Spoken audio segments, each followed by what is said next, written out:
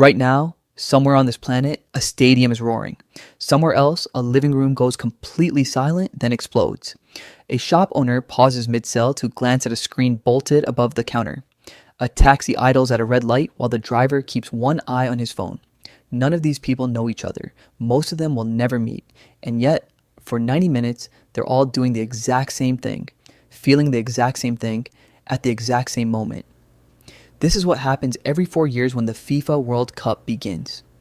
In 2018, close to half of every human being alive watched at least a minute of it. In 2022, roughly 5 billion people engaged with the tournament, and over 1 billion watched the final within its first 60 seconds. FIFA expects this tournament, playing out right now across the summer of 2026, to reach an estimated 6 billion. No war does that. No election does that. No religion, no language, no company reaches that many people on the same day. So why does one ball on one field do that? Guess how old you think that pole actually is? 100 years? 200? The real answer is going to surprise you. It's thousands of years older than the game itself, and it didn't start in a stadium. Long before anyone called it football, humans were already kicking things. Over 2,000 years ago, soldiers in China trained using a game called Kuju, a leather ball driven through a narrow opening using only the feet, played partly for sport and partly to keep an army sharp. Ancient Greece had its own version, episkairos. Rome had harpastum. Historians generally agree that some form of team ball game existed almost everywhere organized societies did. Long before any of these societies had contact with each other, notice what those games shared. Not the rules, the shape. 2 sides, 1 object, a boundary to defend, a target to reach. That exact shape keeps reappearing, independently, on different continents, invented by people who never met. That's not a coincidence culture can explain on its own. Something older is doing the inventing. Hold on to that, because it's the real answer to everything that follows. For now, jump forward to 19th century England, where football as you'd recognize it still didn't exist. What existed was chaos. Entire towns played a version called mob football against each other, sometimes hundreds of people at a time, with no shared rulebook. Some versions let you carry the ball, some didn't. Every match was basically its own argument. In 1848, a group of students at Cambridge tried to end that argument by writing down a shared set of rules. By 1863, a group of English clubs met in London and went further, founding the Football Association and splitting off from the version of the game that allowed handling the ball. That split is why, even now, the sport is sometimes called association football, soccer for short. So the modern game is barely over 160 years old. But notice what didn't need inventing: the impulse. Nobody had to convince anyone to want this. They only needed rules everyone could agree on. Once those rules existed, the game spread faster than almost anything else in human history, carried by British sailors, merchants, and railway engineers into ports and cities across South America, Africa, and Asia. It spread that fast for a specific reason. Football requires almost nothing. No expensive equipment, no specialized field, just a ball, or anything round enough to act like one, and enough open ground for 2 sides to stand on opposite ends of it. Compare that to a sport that needs skates, or horses, or a swimming pool. Football had almost no barrier to entry in any country at any income level. That simplicity wasn't an accident. It was a filter. Of every game humans could have carried across the world, the one that spread furthest was the one that cost the least to play. By 1904, the sport had grown large enough for national federations to organize FIFA. By 1930, the first World Cup was held in Uruguay. What began as a compromise between English schoolboys had become, in under a century, a fixture on every inhabited continent. But simplicity only explains how far the game traveled. It doesn't explain why it grabbed hold so tightly once it arrived. For that, you have to look inside the brain instead of the rulebook. Start with something more basic than football.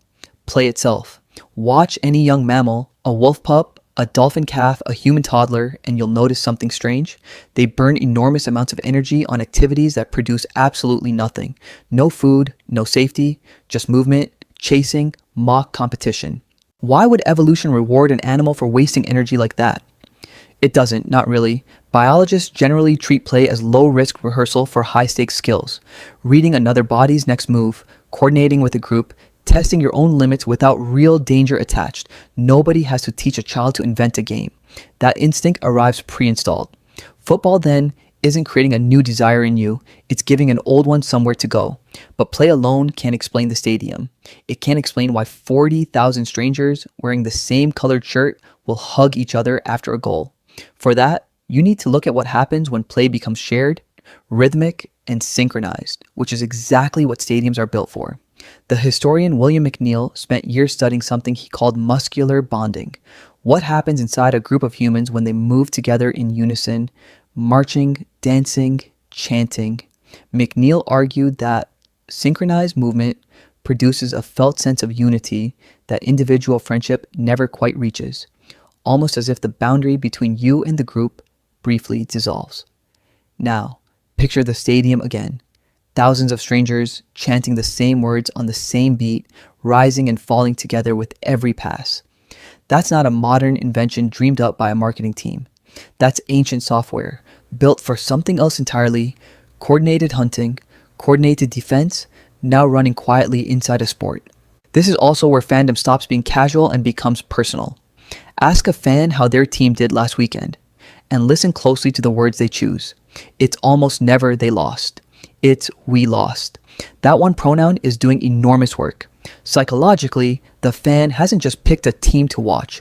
Part of their own identity has fused with it. That fusion isn't irrational, even though it looks that way from the outside.